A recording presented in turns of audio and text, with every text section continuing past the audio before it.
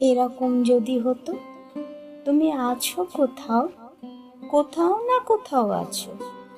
একদিন দেখা হবে, একদিন চাঁদের আলোয় ভিজে ভিজে গল্প হবে অনেক। যে কথাটি বলা হয়নি হবে, যে কোনো একদিন দেখা হবে। যে স্পর্শটি করা হয়নি হবে। আজ হতে পারে, পরশু অথবা 20 বছর পর।